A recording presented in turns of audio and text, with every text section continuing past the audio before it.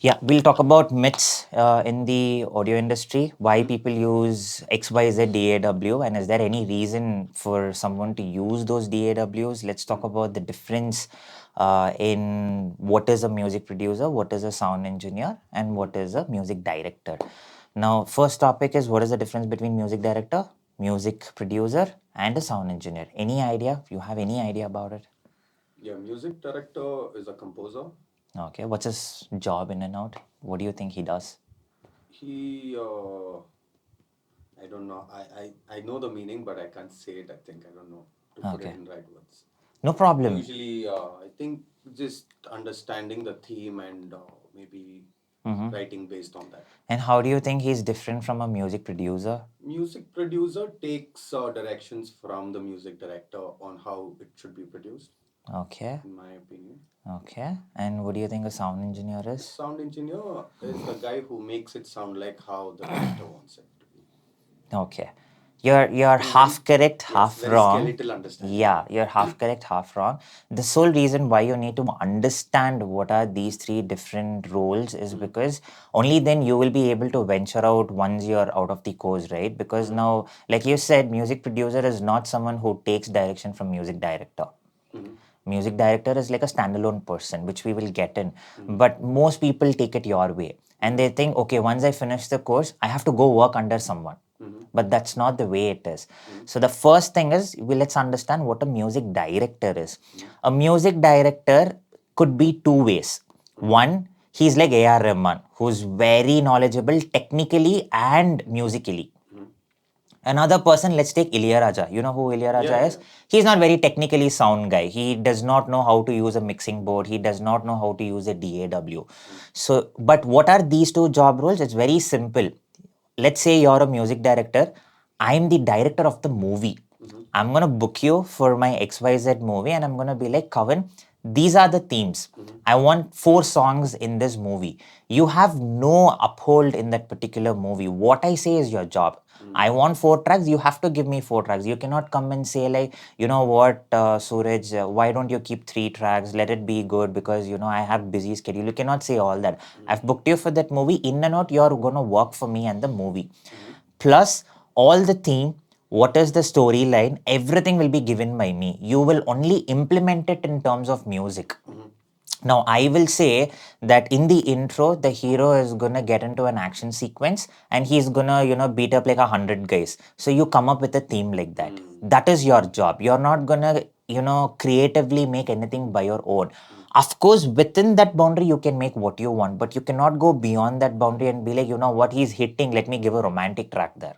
That's not your job. Your job is to do what the movie director says or what the movie demands. Now here, if you're someone like Ilayaraja, you're gonna hire someone called a music programmer. Now, this programmer is very sound in terms of technical terms. Like he will know how to use a DAW, he will know how to record, he will know how to use a mixing board, he will know how to export the audio and send it to a sound engineering. Because Ilayaraja, how does he come up with a tune? He's got a harmonium. Any theme, anything the director says, the movie director says, he's gonna play it in his harmonium, he's gonna write notations. These people are not gonna be like, you know what, write A note, write B note. They will make cliffs. You'll have proper musical notes written on a bar of lines. Now, this bar of lines, Ilyaraja himself does not know how to implement in a DAW because he does not know music production. So he will hire a music programmer, where this programmer will take the musical notation and program the music.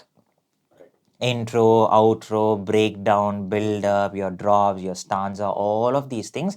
But again, here the music programmer has to listen to Ilyaraja. He cannot do anything by himself, even if it is a kick, even if it is the smallest of the beat, or even if it is a small razor. Everything he needs to hear it from Ilyaraja himself. He needs to give an approval. Here and there, if you feel this might add, you have to show it first. You cannot add it directly in the final project and send it out. It doesn't work that way. Anything newly you want to add it yourself because you are technically sound guy, so maybe instead of this we can add this riser. So you add it, you first show it to the music director, then you get an approval. This is how it works. Then the next step is from your music programmer, it will go to a mix and mastering guy. Now, this we will talk under sound engineering, but you understood the job role of a music director. Now, if it's like an AR Rahman, let's understand now the music director is a very technically sound person. He's going to do all the programming. At this point, you won't have a music programmer, you'll have a music supervisor. Okay. What is a music supervisor? A music supervisor is someone who will supervise everything and who will make sure everything happens on time. For example, A.R. Rahman himself is not going to play the drums, is not going to play the flute, is not going to sing, is not going to do the female vocals, right? Now he's programming and he's already directing the music. So he cannot, schedule the meetings with various number of artists or musicians. He cannot contact someone who's in London and be like, you know what, book the studio, I'm coming. A.R. Rahman himself cannot do it. So of course he's gonna have a manager, but upper hand is the music supervisor. Now what he does is he supervises the whole scenario of it, and he's the one who's the mediator between A.R. Rahman and various other artists. I want a female singer. This person will go out and see, okay, she's available. How about, you want her to loop in your track? How does it work? Now he will think. And if he gives a signal yes, then they're going to book the artist on her given available time. Okay. This is a job of a music supervisor. He supervises everything on the whole. Then comes another role which is called as a music advisor. These people will advise on whether this particular sound is matching with your drum, or is the drum getting along with the theme. Now this and all you'll only find in very big budgeted movies. You're not going to find it in small budgeted movies, anything, like the regional ones, or your short films you're not going to find. Like biggest of the biggest movie tracks, like let's say Avengers Endgame, or even Indian high budgeted movies like any Shah Rukh Khan movies and all, right? They'll have something called as a music advisor. These people will sit along with you. They're not gonna, be like, Kavan, you do this. But instead, what they will do is, as you're going through, they'll only suggest, what, Kavan, I sort of feel if you change this sound, it might look better. Let's do A and B testing. So let's keep your sound and render another project. Let's do it with the sound that I say. We'll match it and see what works best on the screen. And he's also advanced skilled. Yes, yes. He will also be an in and out music producer and a sound engineer also mostly. In today's world, all music directors know everything. In whatever upcoming music directors that you see in the industry, everybody knows everything. They know music direction, they know music production, they also know sound engineering. So it is very bare minimum that these guys are going to have advisors. But the reason why they have advisors is these guys are not only going to sit with one movie, right? They will have multiple movies in the plate. And at that point of time, anybody, at the end, everybody are human, not, we're not robots. So you will tend to lose your track. So that's when a music advisor will kick in, where he will hold you onto the track because he knows that this is the movie that we're going to do now.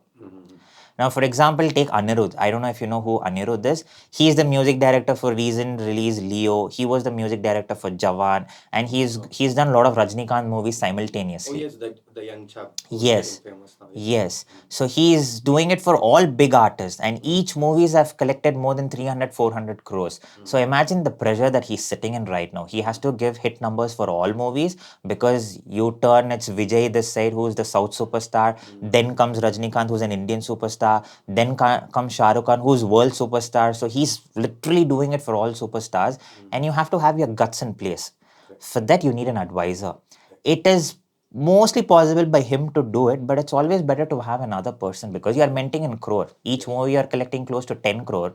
So it's barely easy for you to get an advisor who knows, okay, this movie you are sitting in, boss, so you come to this zone. These are the sounds that you have selected for this particular movie. So I'm going to give you all the sounds.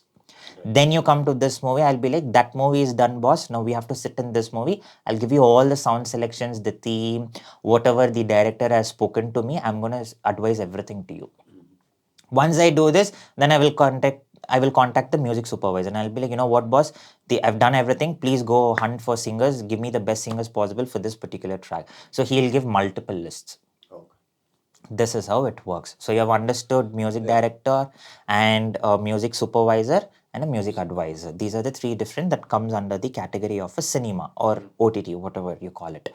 Music producer, on the other hand, is someone like me. I don't take calls from anybody, as in, like, nobody is there to come and tell me, you know what, this is the theme.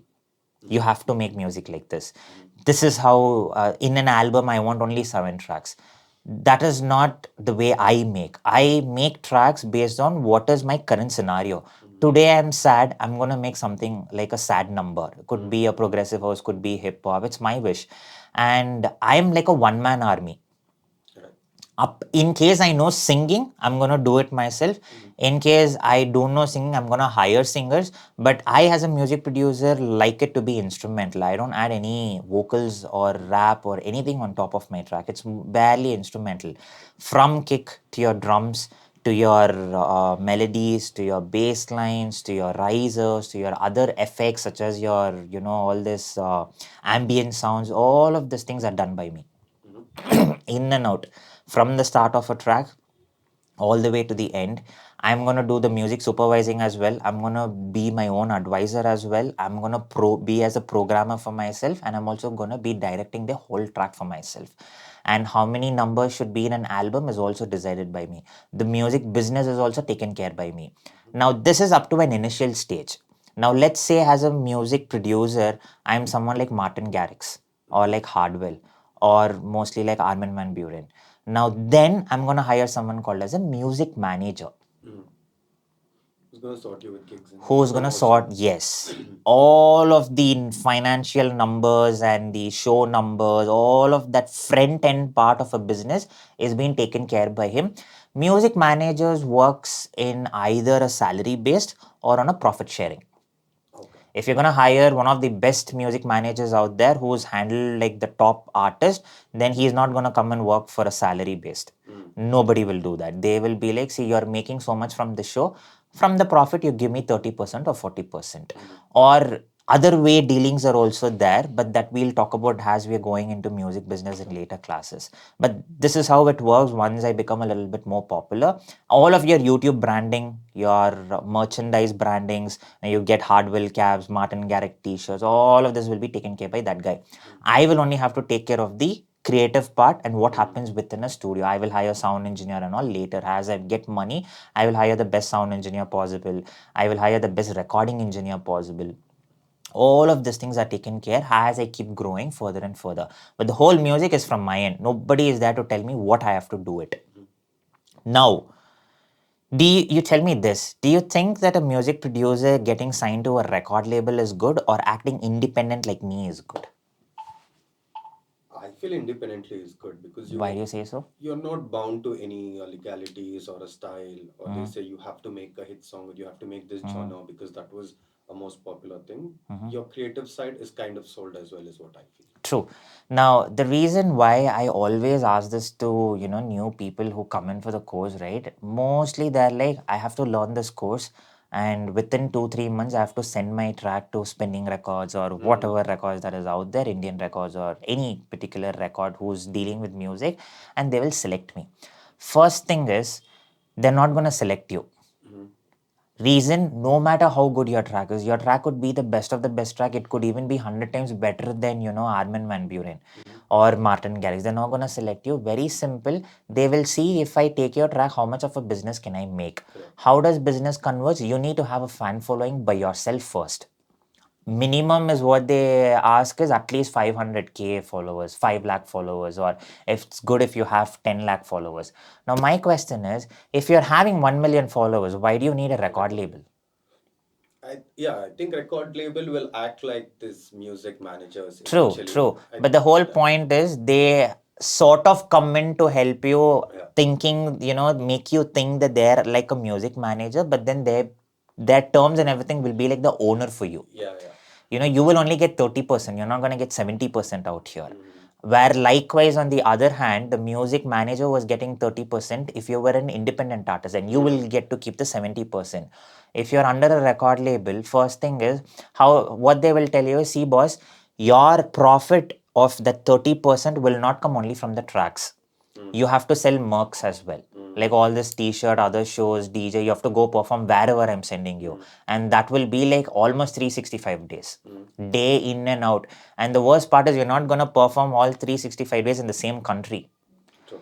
One day you'll be performing in Australia, the next day you'll go to Japan, the next day you'll go to, some other country like Rome or whatever it is. Now there's a time difference, so you're barely getting sleep. And how much are you making out of it for the whole year? 30%. 30%. And just make a simple calc. If you were an independent artist and you hired the best music manager and you've already got 1 million subscribers, you could do the same thing. I Right. mean, you can still work every day, go to different countries, because there are people, event organizers, who will still book you if you have 1 million followers and if your tracks are really good, and you get to keep 70%. Right. Right now, that's a lot more money, but up to that initial stage, it's going to be hard. So I always suggest all the music producers who come here to learn, no, do not straight away go and land inside a record label. First figure it out for yourself. There's so much more social media platforms. I understand when Martin Garrix and all went, YouTube or Instagram or all of these facilities were You were not not there, yeah. there when he initially True. went. Today, you put a track, we have no idea, it could become the viral and it could just blow the Yeah. social media for the next Overnight, yeah. 28 days. Yeah, Yeah. so that is possible. Like all of these, I don't know, this Kilie track was The taken by ghost. Real Madrid. Oh yeah. Yeah, Oh wow. it was taken by Real Madrid. And Real Madrid's in the recent win, I think is there even in the social media. Just go back home and check. Mhm. That track is put on Real Madrid's official page where Real Madrid players are celebrating for a goal. And this dude is sitting somewhere down here in South, in India. And just imagine now his range is from somewhere to, Yeah. to the sky. So that is what a social media could do. This wouldn't have been possible if you were under a record label. True. True. Yeah. There are so many terms and Terms, conditions which is yeah, controlled. yeah. So many terms that, you'll be like, I wanted my track to go out to the public, but you guys are giving me so much terms that only the rich people and who can afford to buy tracks from iTunes are able to listen to it. Correct. What about people who are like, forget Indians. A lot of other countries which are even more down to us will not even have money to spend the 30 rupees and pick the track from iTunes. True. So how am I going to put my tracks out there? So my audience is only to the rich people now, or to the privileged person, like Correct. So you get the point. So that's why act individual. Now these are the two things under music producer. Now in sound engineering, that's again a whole lot of another ocean. In sound engineering, again there is two branch. One is your studio engineering, that you do everything on a closed environment under four walls or four false ceilings or whatever you call it. And then there's live sound engineering. Now, mostly a sound engineer can act both, but it's very tough because I act in both ways. I'm into studio as well as live. But initially, all sound engineers will first step into studio engineering, but because that's fairly more easy from my perspective. I'm not sure about other perspective. From my perspective, I mostly felt that a sound engineer should start off with studio engineering because it's fairly easy. You don't have to do a lot of hustle of going from one event to another event and try learning. All of these things are not there. Now in studio, again, there are various branches. You start off with recording, then comes dubbing, then comes foley, then comes your mixing and mastering, then comes your other things like editing, your synchronization, your only FX maker, sound sampling engineer. Lot of thing comes in. Now let's talk about the four major parts as of now. First thing is recording. Now, as a music director or a music producer, you're not going to sit and record your own vocals. If you know sound engineering, you're of course going to sit and do it, but it's always better to hire somebody who's completely a profession into that because he knows it better. So you're going to hire, let's say you've come up with a track and you want to record a singer, could be a male or a female. Your supervisor would select all the dates and they would schedule a timing. He will also go book a studio likewise on the same available date. And you and the music supervisor, and if it's a bigger budget, the music advisor has also come up with you, and you're going to go sit in a studio where you will not be recording the audio. There'll be a recording engineer specifically assigned for that particular project. Bigger studios, you have 7-8 recording rooms. Simultaneously, there'll be happening 7-8 projects. Each recording room will have a chief recording engineer and an assistant recording engineer. The assistant recording engineer is the guy who goes to the recording room, sets up the mic, puts the cable, makes sure that the mic is placed right in front of the vocalist's mouth so that there's no reverberations coming in, and he will set the room. if the recording engineer wants a room mic, he will go set a mic in the corner of the room just to capture the reverb. The chief recording engineer will be the person to sit in the control room and to actually record it. Could be various DAWs that will get to the point of why certain people use this and that. Okay, this is how it works in recording engineer, and you will only record there. You're not gonna, maybe basic editing you will do. Basic editing like repeats, in case the singer makes an error, all those you will cut it off and you will keep what is the final recording. But you are not the person to do post production. Now, from recording engineer, along with the track, will go to a guy called mixing engineer. Now, this is one of the most important step in your whole track. Most people think that mastering is the important thing. It's not. If your mixing is not good, no matter what you master, your track is gonna sound very, very bad. It is as simple as this. You are gonna go and buy a BMW car for, let's say, 2 to 3 crore. The outer part of it looks amazing, but the engine is all fuck all. What are you gonna do with it? At the end of the day, the car is not gonna move, or even if it moves, you're gonna get halted in like 2-3 kilometers. Doesn't matter if it's BMW, doesn't matter you have paid 3 crore. The engine is not performing well. It is as same as this. Your mixing is mostly like your engine of the whole hub. If this is not mixed properly, not balanced properly, not taken care in terms of equalization or compression or your other reverb and delays, no matter who you give your track for mastering, it's going to sound shitty. Okay, because this is the base of balancing. All your individual elements will be heard properly to the listener only if you mix properly. All of these tracks will not collide with each other and not create a chaos if you mix properly. If you're not mixing properly, it's going to collide with each other, and in sound, what will happen if like signals clash each other, they're going to cancel out, which is called phasing. So you're mostly not going to hear to the kick. You will be like, where is my snare after mastering? What happened to my kick? My kick is not piercing through. What happened to my acoustic guitar? I'm not able to hear it. It's simple because you didn't mix it properly. Okay, Frequency clashes. yes, it's as simple as that. You have to mix it really well. Now this guy will think in both the shoes. He will think from the music producer's point of view as well as a sound engineering's point of view, because he will take the inputs from a music director or a music producer. Because I do not know, right, if your acoustic guitar is the main guitar or the electric guitar is the main guitar. I don't know that. So you have to keep giving me inputs. You have to be like, Suraj, I want the acoustic guitar to be a little louder, the strumming should be a little louder than the lead. Or if your track demands the lead to be a little louder because the strumming is mostly like a bass, it's just there throughout the track just to fill the frequency. So I do not know that because I didn't make the track. So I will keep taking inputs from you and I will keep adding my sound engineering technical knowledge into this, and I will submerge it into a very beautiful product. Then we'll go to a mastering guy. Now, what is the job role of a mastering guy? This guy is responsible for your track to not burst out on a given certain parameter. Now, in DAW, the maximum limit that you can go is 0 dB. You're never supposed to go beyond 0 dB. If you go beyond 0 dB, it's like you're making your track suicide. And I will explain that why again in upcoming classes.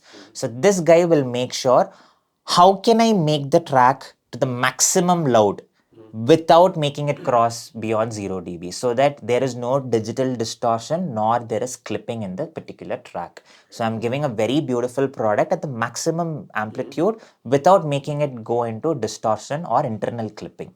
Now this is the job role of a mastering guy. Now in mastering, I will ask you, which platform are you trying to release the track? According to that, you will master. You don't give a universal master. There's no universal master. For YouTube, it's minus 16 LUFS. For Spotify, it could be minus 18. For your theater, it's a different value. For radios, it's different. For commercial TVs, for advertisements, it's different. For advertisements, it comes around minus 12 LUFS. Okay. Now, according to What is UFS? It's loudness meter. So you call it LUFS. It's a loudness meter on a full scale dB. You don't calculate the full scale dB here. You calculate the LUFS of it. It's called full scale, loudness full scale. Now this does not collide with your normal dB. So we'll get into that. Don't worry about it. But you will master your tracks according to the LUFS, which is a different meter altogether. It does not come as your MV meter or your DB meter. So based on this only, you will have to calculate your track and you have to export it based on that particular volume. I'm sorry. So based on that only, you will be calculating. Now I'll ask you, are you putting it out on YouTube? Then I'm gonna mix and master it according to minus 16 LUFS. What do I mean by minus 16 LUFS? The sound will never go beyond minus 16 LUFS. Any idea why minus 16? That's what we can comprehend, like a human can comprehend. No. No? Because every digital streaming platform have their own internal compression. I see, okay. So, but say you make an album and you would want to put it on YouTube and simultaneously to other platforms. Will you be mastering? So you do it for the least minus. Okay. Because now let's say that Spotify is minus 12. And you're putting it on iTunes, which is minus 18. You're putting it on YouTube, which is minus 16. And then let's say you're putting it on Amazon, which is again minus 16. So what is the least minus here? Minus 18. Yeah. So I'm going to mix master it for minus 18. And it would work fine on the other. Yes, because the internal compressions will get it up to 0 dB, no matter what volume you're giving it. But you give it for the least volume so that there is a lot of headroom for those AI compressions to compress it and take it in a good Then manner. why would anyone do it with 12 if 18 is the perfect one, for example, which is okay with all the channels of release? What's the point of making specific to 12 for? If the particular digital streaming, now let's say that you're only going to put it on Spotify, then it's minus 12, right?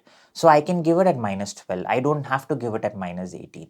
The reason why you give it at minus 12 is because that is the preferred manual that they've given me. So I really don't want to take a call. But in case what you explained it to me, I can go ahead and master it for different things, but you have to pay me 7 times.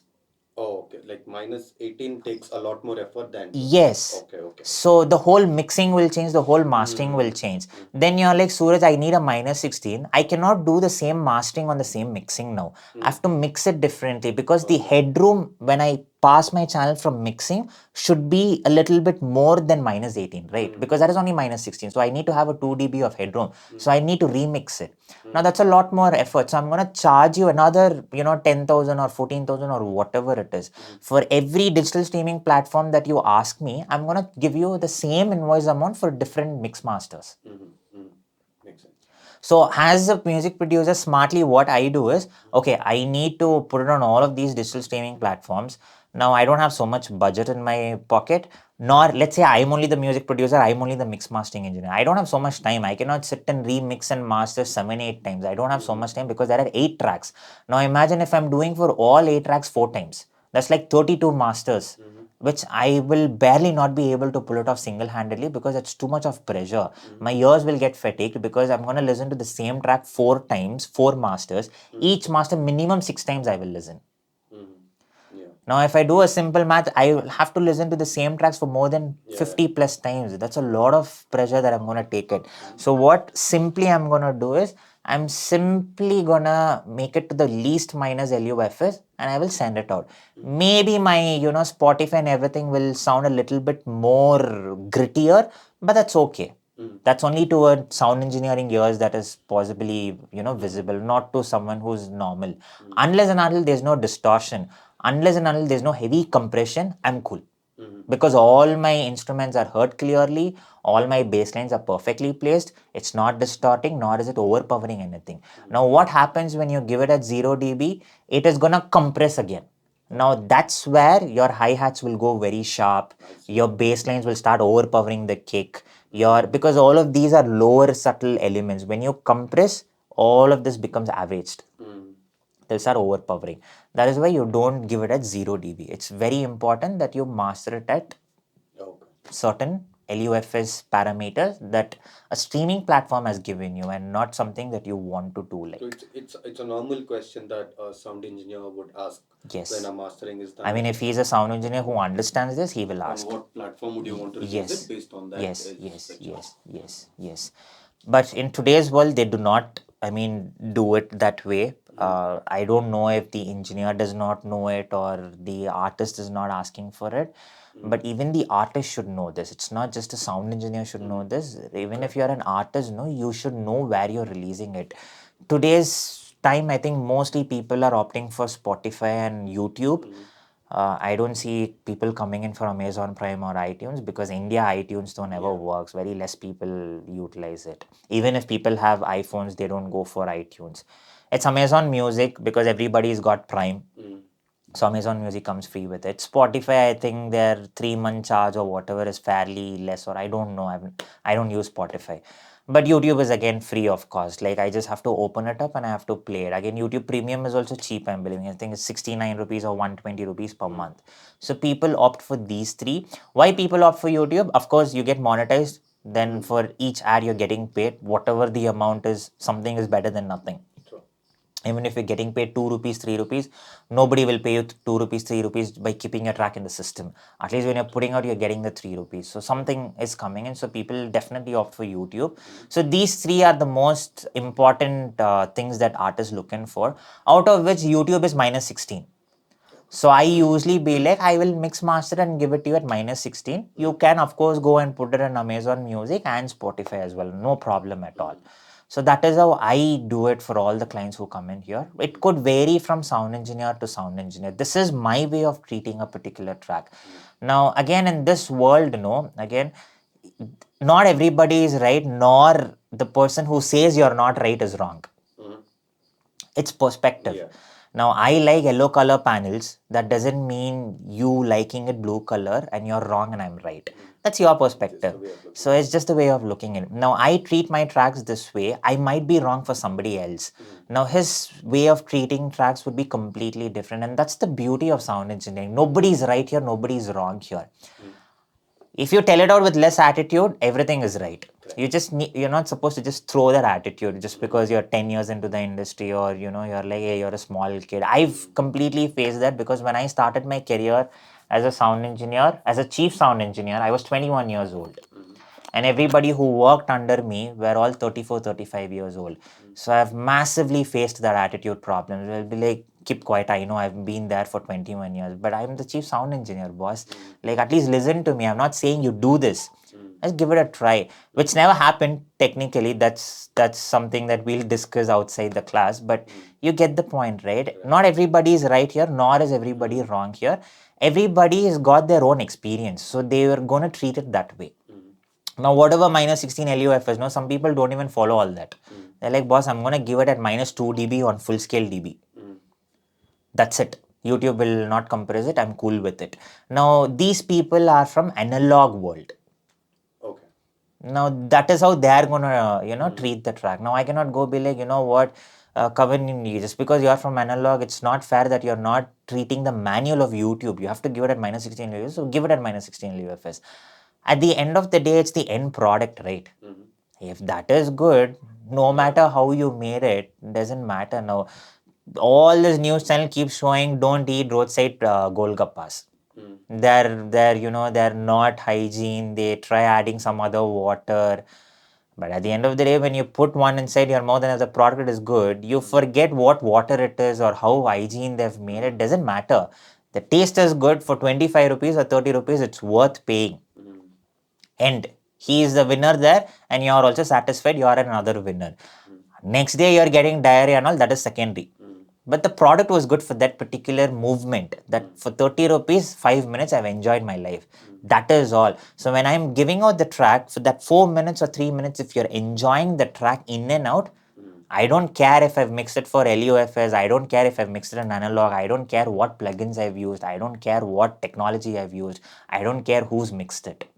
It's just that the person should enjoy my track. Now, for that, no matter what jugads you do, works. Simple speaking, that's how the industry is.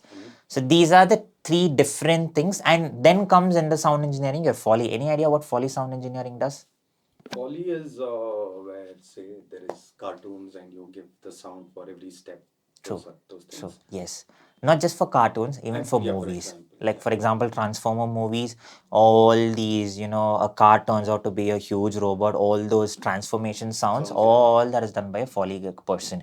Without a Foley, that movie will just be like a dumbass, according to me. It's only with the sound the whole movie gets elevated. Even Avengers Endgame. Imagine Iron Man putting on a suit without the BGM and sound. Correct. I'll be like, what is happening here? He's just trying to, take out some iron parts and put it. There's nothing great happening here. But with the sound and the foley and all of those air sound, release sounds, all of that, no, it's like, oh, I'm there. I'm Comes alive, yeah. inside there. It sort of elevates the whole scene, right? Now, all of this is done by foley. BGMs are done by music directors, but all of the other sounds, which makes it look live, it makes it look very natural, is done by foley guy. Now, this guy is FOLLEY, is it? FOLEY. FOLLEY. Okay. So this guy takes care of all the natural sounds that is there, all the ambient sounds, all the sounds that is happening in a particular scene. Could be a knife stab, could be a punch sound, could be a bomb blast, could be a machine gun sound. Now, being a Foley is very, very tough. For me, at least. For me. It's one of the most toughest job in sound engineering. You get paid very well, not in India. If you're outside India, you get paid very, very well. In India, it's not that great paid, but the amount of pressure and the toughness is same throughout the world. Because you choosing a sound, you can never justify it if that's the right sound. Now imagine I'm giving, there's a scene where you're directing, and in that particular scene, the hero is shooting with a machine gun. Now, when I go type machine gun sounds, there'll be a million sounds coming out there. How do I choose which is the right one for it? I cannot go through all the million sounds because by that time your whole movie would have been released. Now, how do I choose that? Now, that's a whole lot of another pressure that I have to take in. Plus, I have to sync it. Plus, the director has to approve it. And along with the same sound, if there are any other gun sounds, I have to make sure that it is not overpowering this gun. Because an AK-47 cannot be more powerful than a machine gun. So I have to get according sounds for this. Now, for AK-47, there are another million sounds out there. So for a minute of a scene, I've usually, this is, and by far, this is the fastest Foley that I've ever done for a project. For a minute and a half scene, I've sat for 2 days. Straight 18 hours. I've hardly slept for 4 hours in between. Rest 18 hours. Food will keep supplying into this room by my mom. I'll keep editing. She'll come take it. Again, after 4 hours, she'll come and supply me something, tea, coffee. Again, she'll take it. And I'll sit here and I'll just pull off this, or I'll put a mat here and I'll sleep. Again, get up in the morning, start working. This is how it's been for 2 days, and that's the fastest project that I've come up with. So it's very tough, but if you enjoy it, you will not know how the time just went. There have been projects where I've sat for 5 days and I've barely known how the 5 days went. It'll just, because you're completely into it, right? You'll just not know. If you're playing an Xbox or, a FIFA game, you will probably sit at 3 in the evening. By the time, you finish and you look, it'll be 8 in the night. I'll be like, damn, 5 hours just went by. That's because you're completely into it, enjoying it step by step or minute by minute. So you're barely going to make a difference out of it. So this is what, if you really enjoy it, good job. But later for me, I don't know, I stopped having interest towards it and I'm like, okay, chuck it. It's too tiring. It's too much of a pressure. Let's not do this. So I've stopped it, but it's a very good job for someone who's newly trying to, get into it. Sound designing, Foley, all of this is a very good job.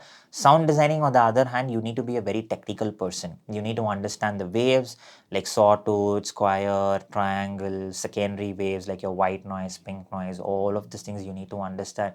You need to understand various technologies like modular synthesizers, then your VSTI synth like your Massive or Serum. All of these things are there. Then comes your board synthesizers like your Arturia, where you have MIDI, you can turn knobs and make sounds of it. There are presets that they give.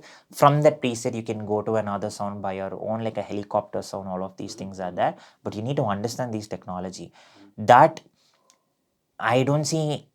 There's one person in Goa who's really good at it, but apart from him, I've not seen a talent who can be as good as him.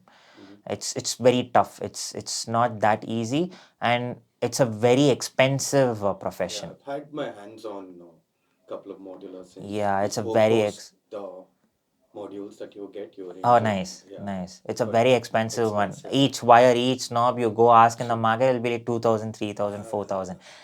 The whole music itself is a very expensive one. Each DAW will cost you 60,000. But people think it's expensive, but it's actually not expensive, which we will talk at the end of today's session. Now, this is what your complete rolls into it. Then comes your live sound. I'll just give you a gist about it. Live sound, you have FOH. What is an FOH? You in this studio, there's a mixing guy who makes sure that all sounds are heard properly without colliding each other or not one overpowering another. Who's going to do that in a live sound when 5 band members are playing? An Sound FOH, engineer. front of house mixing. Okay.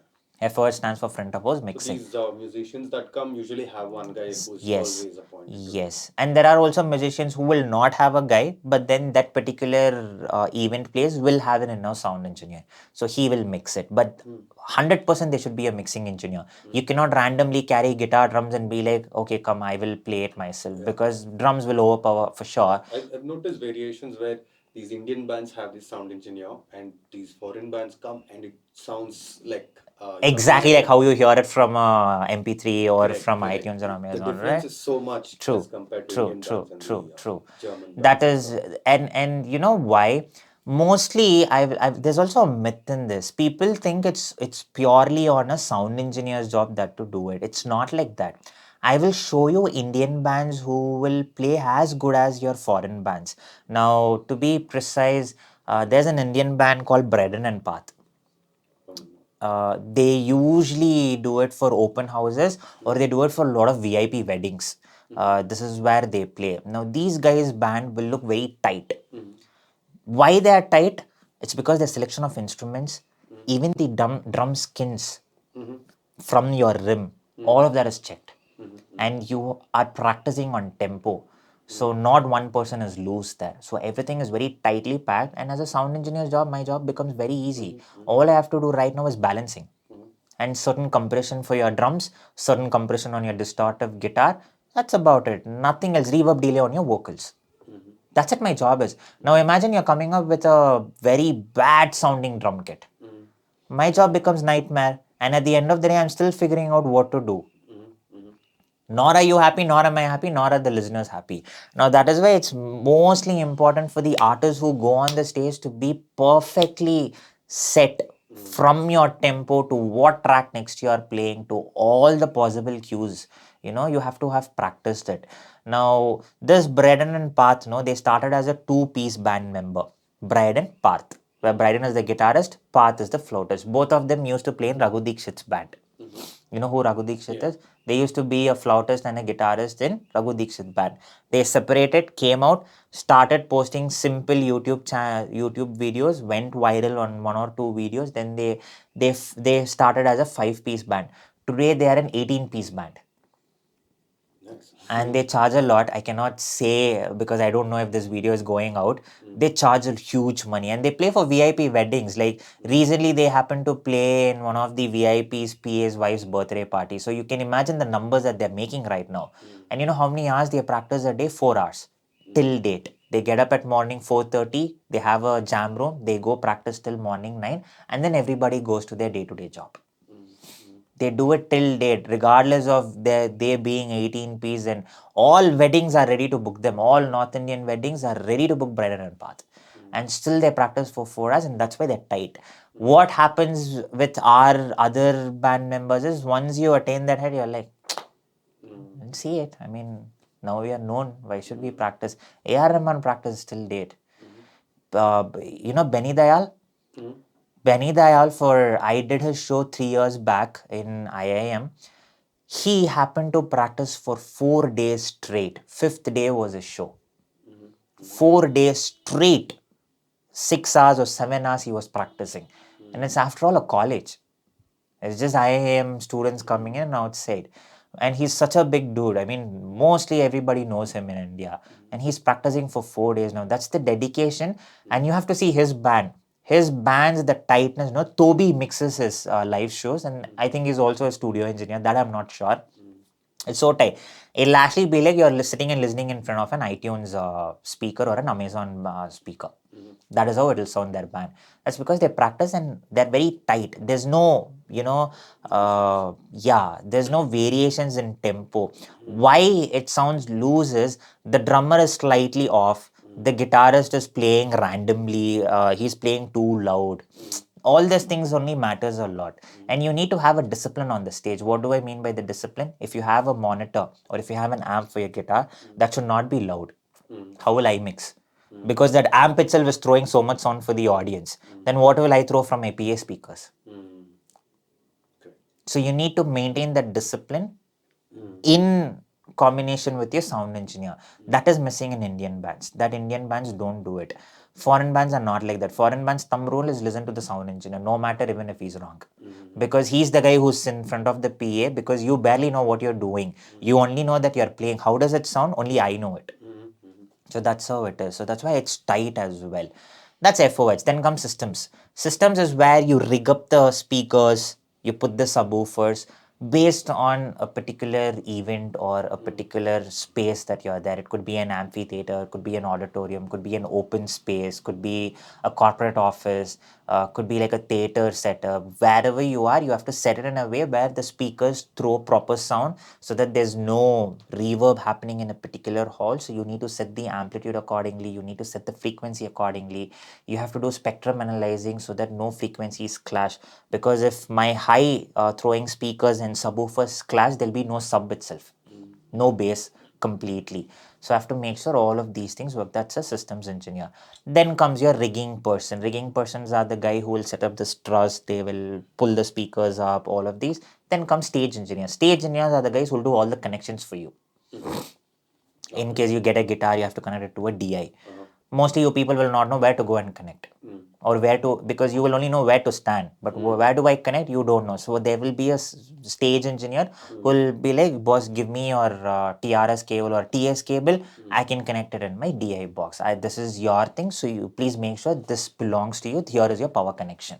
So you can put in your pedal or whatever processing board that you have for your guitar connected. Now these are the various roles. There are much more roles, but as of now, these are the most important roles that you need to understand. Any doubts in these things? No. Am I going too fast? No, no. I'm going. Yeah, the right pace. Yeah. Okay, great.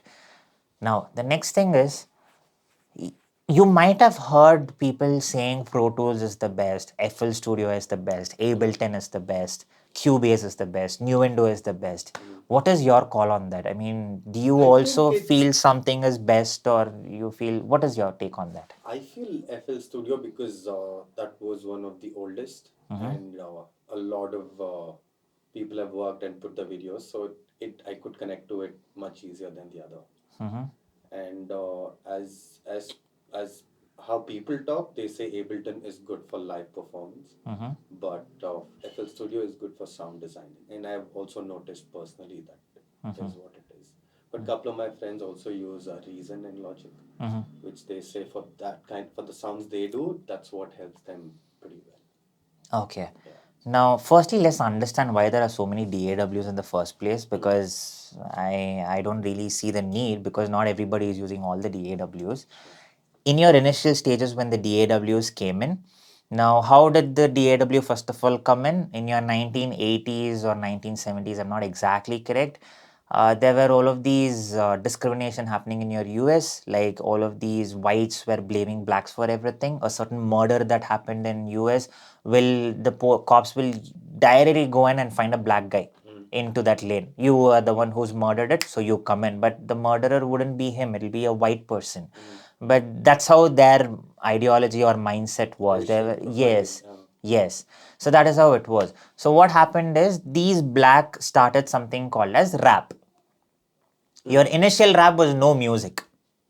Initial rap was more of like Kuempu. Or what language do you speak at home? Kodava, Kurgi. Cool. So I'm sure you know who Kuempu is. Karnataka. He writes poems, a lot of poems. What does he write? He writes about the bads and the goods, or how should people behave in the future. All of these things is what he writes, right? Now that what he writes is also more of like a rap. In Tamil, you have something called as Bhardi Raja, or yeah, something. He also writes very similar to it. Now, in the same way, in English, they started rapping, saying, we have to voice out our thing. If we are not voicing out our thing, then it's going to be a problem. I've seen one video where it was just hip hop before, and rap was there's a beat, and they'll be like, "This is up, down." Yes. That's where rap started. Yes, It was not a yes. genre. So initially there was no beat also. Yeah. They were only standing in the streets, and they were just trying to, talk it out and make sure that audience understand it, or the people who are there try to understand their struggle. Didn't work out because there's no beat. You're just coming and shouting in the streets. That's what people thought. Then later what happened was the at that point of time is when your MIDI sequencer came in. It was an 8-bit MIDI sequencer. So what these black people did was they broke into stores of jazz music or rock music. They got those CDs, they put it into that MIDI sequencer, and they started sampling sounds. They started sampling in such a way that they will not take the whole track, but they will take the beats or the melodies from the track, and they will start singing, or they'll start to rap on top of the track. Now that went viral.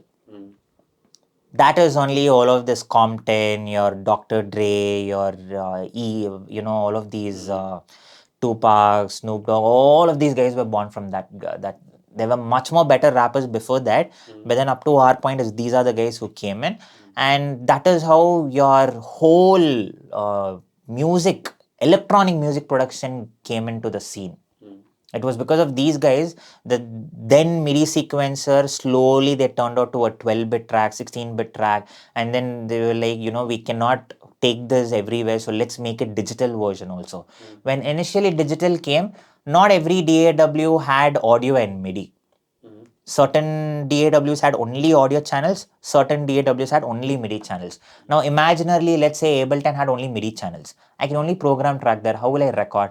Can't record. So I will go record it on Reason. Okay. Or the functions were different. Yes. Yes. So I will record my vocals on Reason, or I will record any samples on Reason. And then I will export that, get it to my Ableton, I will program it here. But in today's world, all DAWs has all the same functions. You take it Logic, you take it Ableton, you take it FL Studio, you take it Avid, which is Pro Tools, Cubase, Studio One, your Nuendo, X Bitwig, all of these guys do the same thing. The only difference between them is, of course, your engine and the RAM consumption differs. Better DAWs perform better in terms of RAM consumption, and your engine performance is much better in the top notch like Logic, Ableton, Avid. Your other DAWs are not very great in terms of sound sampling. The quality of your sound is not as good as these guys. But again, what is the difference in the quality? Very minimum. A normal person is not going to make the difference. It's very someone who's really concentrating only can make a difference. Otherwise, someone who's just randomly making music or someone who's starting off can never really make a difference out of it. That is one thing. Now, in today's world, all DAWs are same. And according to me, when people say that Avid is considered to be the industry standard software, any biggest movie from Avatar to Avengers, all sound samples have been designed or recorded, or your dubbing is all done in Pro Tools. No other software there. If yours is a big multi-crore studio, Avid. That's like a rule thumb that these guys follow. Barely you'll see some Logic here and there, because all the systems that are there are Apple systems. So you might see Logic here and there, but apart from that, nothing else you're going to see. You will not see FL Studio or Ableton or all those reasons you're never going to see in such big studios. It's only Pro Tools. Here and there you might see Logic and Cubase or Nuendo, but that's about it, because these are all production houses. So they're going to take a software which performs really well in RAM consumption. So no matter how much of tension I put on the software, it shouldn't crash. Which is why people don't choose FL Studio. Oh yeah, makes sense. You get the point? That's why, that's why people do not consider FL Studio in big studios, or it's not in. You might see Martin Garrix using it in YouTube's too, I mean in videos and stuff, but you need to understand one thing, this guy is only making the music. Processing plugins and all is done by someone else. That guy will be using Ableton or Logic or Pro Tools only. That you don't see in the video. That's a way of marketing FL Studio. That's an internal corporate business again that they do. FL Studio cannot handle big stuff. It crashes very easily, and its RAM consumption is very much chaotic. It consumes a lot of RAM. And also, professions, I don't know, for some reason they don't like it. It's not that I don't like it, like I'm coming to that point. A lot of professions in mainstream production houses do not like FL Studio. They don't like even Ableton mostly. It's only the music producers or the music directors who like it. The pure technicians who work on Foley and all, no, they don't like either Ableton. It's always Pro Tools for them. They're very loyal to that brand. It's as simple. You might be liking Royal Enfield. And no matter how many 350cc's have come, Java, your SD has come in, now your Honda Highness 350 has come in, but still you make sure you make all the bikes stand, and you might feel that Honda Highness is much better in terms of, the durability or everything is a Japan made company, but still our Indian dads will be like Royal Enfield, because I've been seeing that from my ancestral age, so I'm going to go for that. Despite how much of a service issues are there, despite they giving defective products to a lot of customers, people still just go for the brand. That's the brand loyalty. You really cannot help these guys, because these guys have been seeing Avid from the analog age.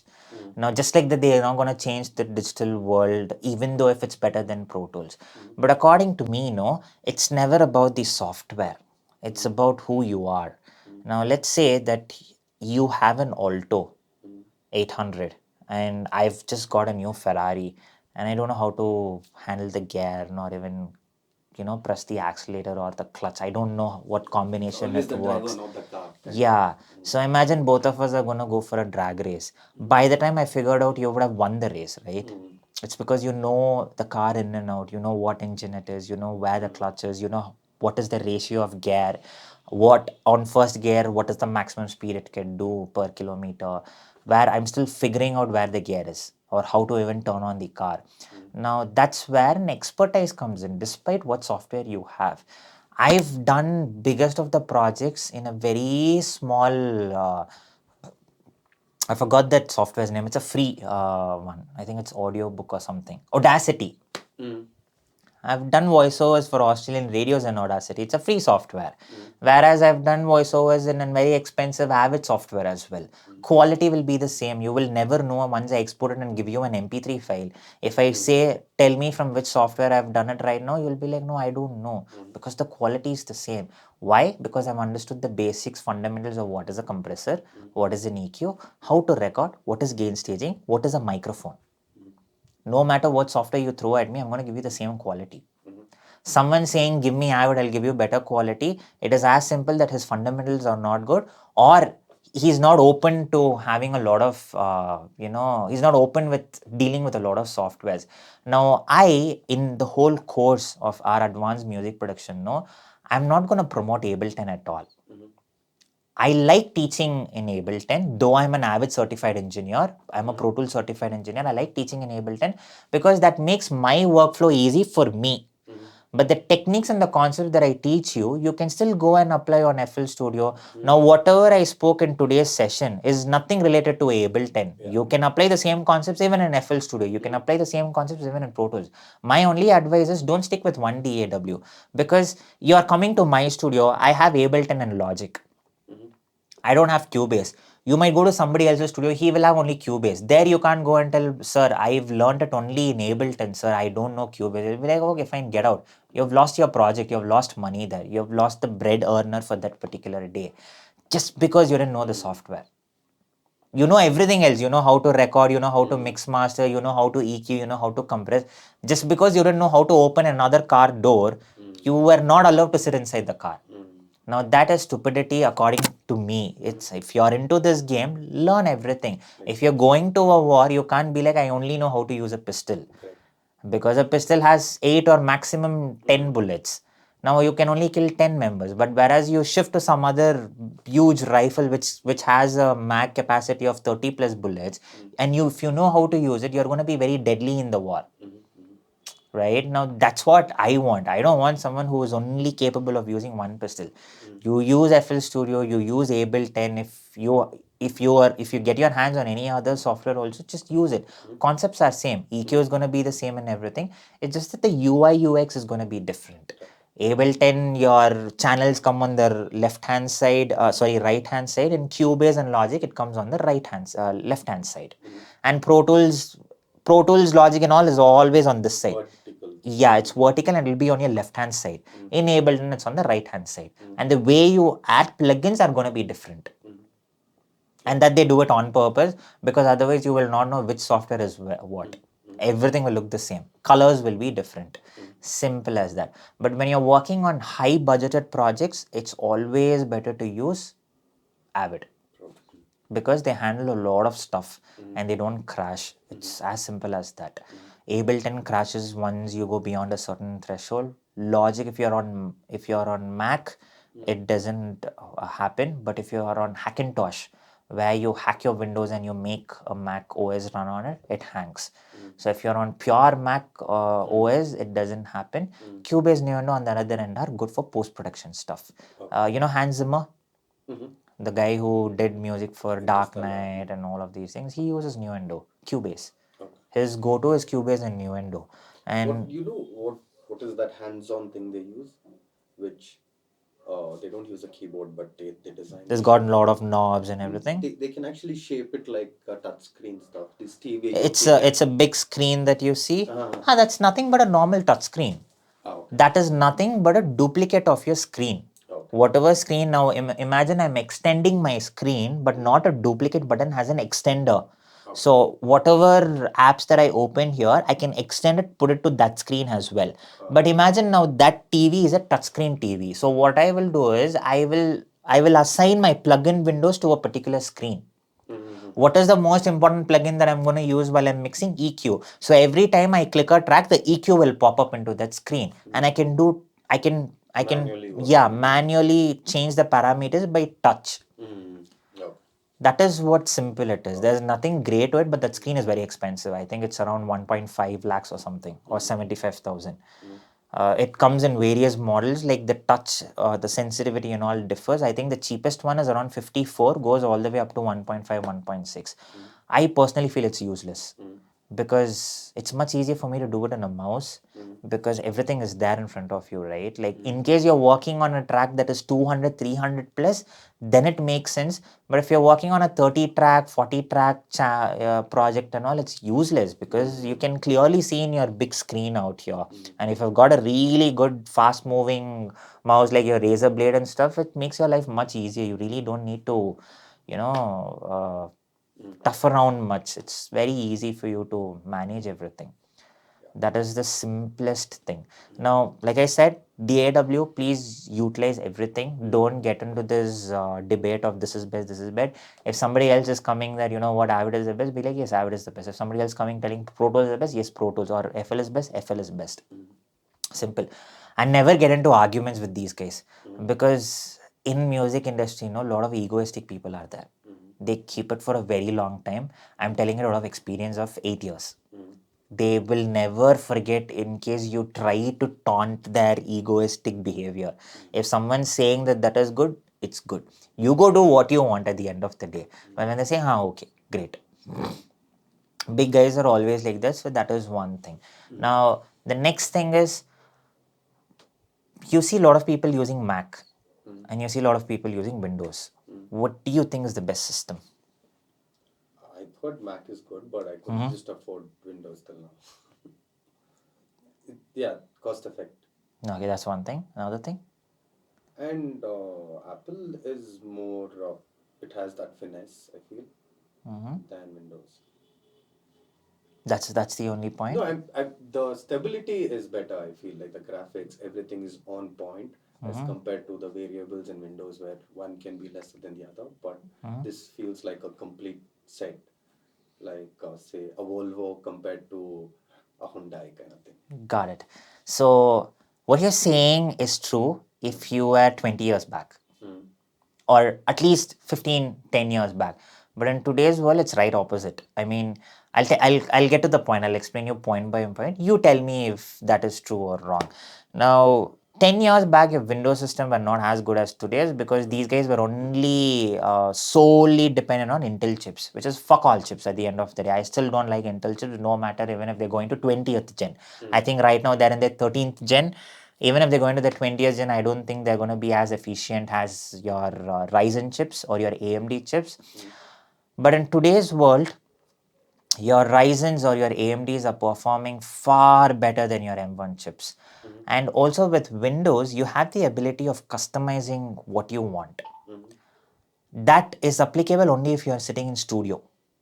But if you are someone who's traveling like a live sound engineer, unlike my jobs, it's always recommended to have a Mac.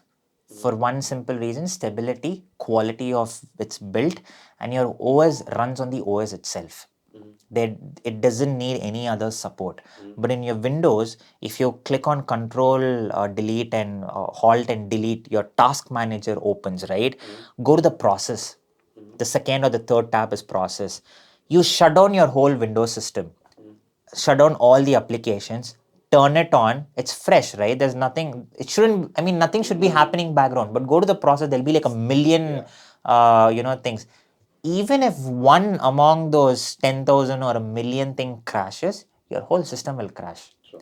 Now that's a lot of vulnerability that, or a volatile that I cannot afford in a live show. Sure. Because something goes wrong, there are 10,000 people waiting to chuck something at my face. Or my whole career will just drown. Because the event organizer is watching me, how well I'm connecting with the audience. Something goes wrong, I'm done for good. And imagine if that's your first gig. Now, just imagine the seriousness or the pressure that you're going to go through. Mac, nothing of that will happen. The only thing where you will get fucked is if you're not charging your Mac. So make sure it's always plugged inside the charge. That also very rarely it will happen, because the life thing with right now is much better. After your M1 chips, it does give you much more life than your previous Intel chip Max. Gives you close to 12 hours even if you're heavy processing, or maybe 8 hours. More than enough for you to finish your show even if you forget your charger. That's the only thing. But when you're in studio, I would always suggest a Windows over a Mac, because I think your M1, the least costs you around 96,000. For 96,000, I can get the best of the best graphic cards and processor for my Windows, and I can keep upgrading it for the next 10 years. Mac, for maybe 5 years I can use it. After that, it's not upgradable. I have to throw it, or I have to give it to whoever is, there, like my brother or sister who is going to college, or my kids, or my brother's kids, or whatever it is. I have to just give it to them. Windows, that's not the case. I can keep upgrading it unless and until the motherboard supports, and usually the motherboard supports up to 10 to 12 years. So I don't have a problem for the next 12 years. I just have to maintain with it. And a lot of customization is done on Windows system. Like I cannot do that with Mac. Like for example, let's say you want to do some Hackintosh, or you want to download some other third party softwares.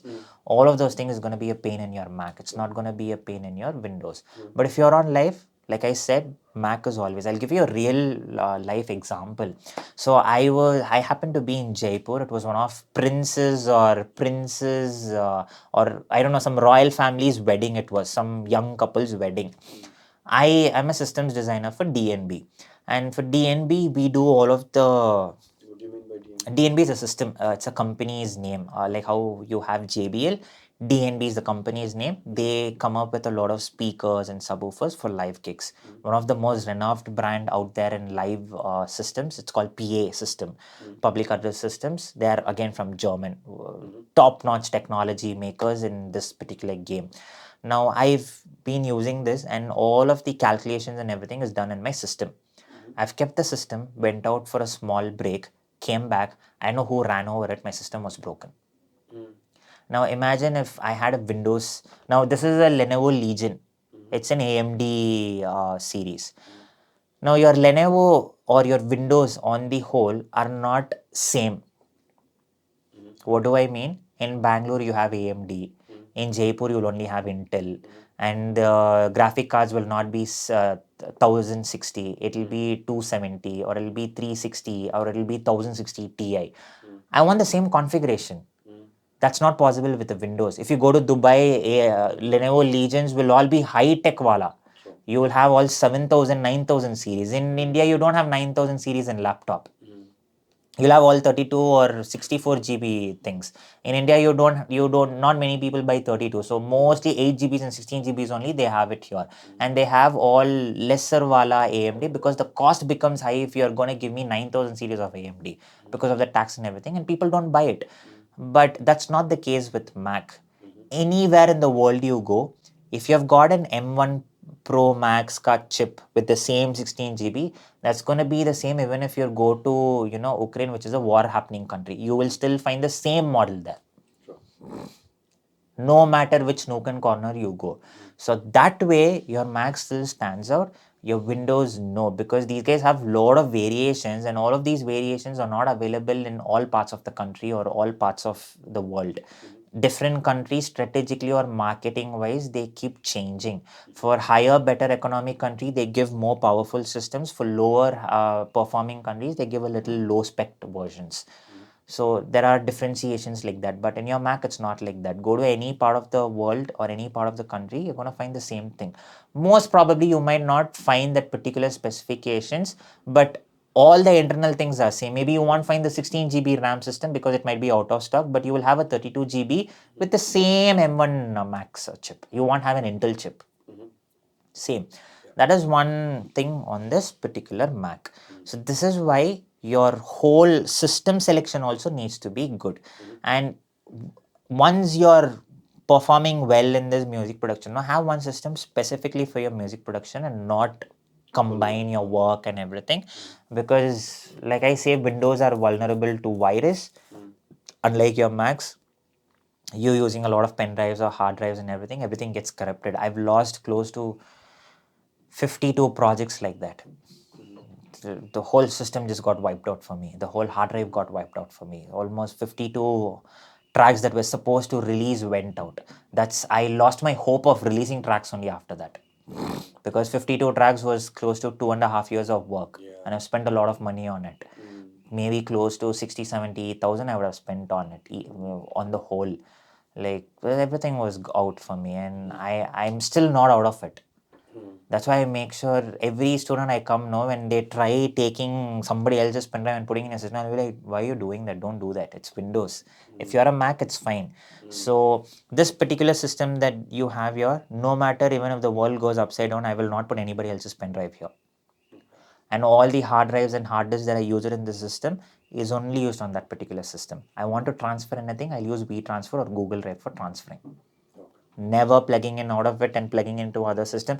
Though I have a Mac, I don't connect it to it, because a lesson learned once should never be repeated again, and that's a very expensive lesson. Not just in terms of money, of course I can earn it back, but the creativity, I'm never going to get into that mode, because that was my teen mood. I was into a lot of failures, I was into happy, all of that was into my track. Now I cannot recreate that. Once gone is gone for me. I'm never gonna get that, because now I'm way more matured. Something going sideways, I'm like, okay, that's life. We can deal with it. But at my 20s, that's not how I was. So all of those emotions were into that one particular track, or multiple tracks. Now I've lost all of it. So I cannot recreate it, nor will I be able to regain it. And that point of time, all of these recovery things and all were not there. It was then booming. But that point, if you want to go recover and all, they were charging 7,000, 8,000 rupees for hard drive. I was like, no, not possible. Now it's free. Your recoveries and all come 2 year, 3 year subscriptions with the hard drive that you buy. In the year 2016 or 15, all of this were not there. So yeah, you get the point, right? So keep a separate system. Not now. Once you just keep a budget side for everything. And once you're into this particular field, always have like a side financial thing that you do. Because, like, for example, you would want to buy an audio interface. Do not take it out from your salary. Now, this is apart from the course that I'm explaining. You might work it out for you. I'm not sure how good it works. It worked for me. Now, let's say you're taking home salary of 40 or 50,000 rupees. No, let's keep an average salary. Indian average earns 25,000 rupees. Let's say you're getting 25,000 rupees imaginarily. At least try saving 20% out of it for your music production. And do not spend this 25,000, 20,000 completely into music production, for a simple fact, in your initial stage, you're not going to make money out of it. So keep 20-25%. Even if you take 2 months to buy an audio interface, it's okay, unless and until you're not going into a debt of EMI or credit card or whatever, because you're just randomly spending on interest to somebody else's pocket. Right?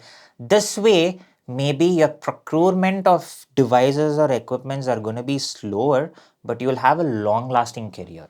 That is how I've built companies. Like, I didn't build Amanra production in just 2 years. It's literally taken me 4-5 years. But you will not believe, I've seen 3 COVID waves, 1 monkey pox, and 1 dengue right now going. I've withstood all 5. Biggest of the biggest studios I've shut. Because before COVID, there were close to 150, 170 studios. Go see in map right now how many of them are there. Barely 40, 50. Barely. Almost close to 60 plus studios have shut down. And after all of these Amazon guys and all, they started having their own studios now. How many studios are even surviving right now? No dubbings are happening in big studios because Amazon already has its own studio. True. Big companies like Prime Focus and Red Chillies Entertainment of Shah Rukh Khan itself, they are doing their own movies only. Outside movies are not coming to them because they every OTT platform or every production their own houses studio. Yeah. have their own studio. Every producers have their own studio right now because that's all cost cutting for them. Yeah. But and imagine James like that, and I've been running my studio for 5 years plus with profit, with good amount of profit. Though I'm not like money with good amount of profit, is simple fact I've been following this. So it's very simple that you could go about and do this. Just give me a second. This light is acting up. Better. So it's very simple that you sort of keep this 20-20%. Maybe you will take a year to procure all the devices, but nothing can stop you because at the end of the day, you don't have to lend money to anybody. Even in case later you lose your job, touch wood, that's not going to happen. But at least you don't have any debt to pay. So something you can still keep making out of it. Yeah. That is something that you have to follow. With that, we'll end today's session. Any doubts you've got? No. That's quite So we've spoken explanatory. about the difference between music production, music director, music programmer, a lot of other branches. We've spoken about the different myths that we've broken into the DAW, and then we've spoken about all the other things like the Mac. Correct. Tomorrow we'll talk about DAW on general what DAW is. We'll talk about tempo bar. We'll talk about all the other equipments that you see in studio as well as whatever I have. What is the use of audio interface? What is the use of your MIDI controller? What is the use of your cables? What is the use of microphone? And what is the connection process of a studio? How you connect each and everything. There's a process that you do it. So you have to follow according to that process. We'll talk about that. And third class honors, you'll get into beat making. Sounds good. Sounds good.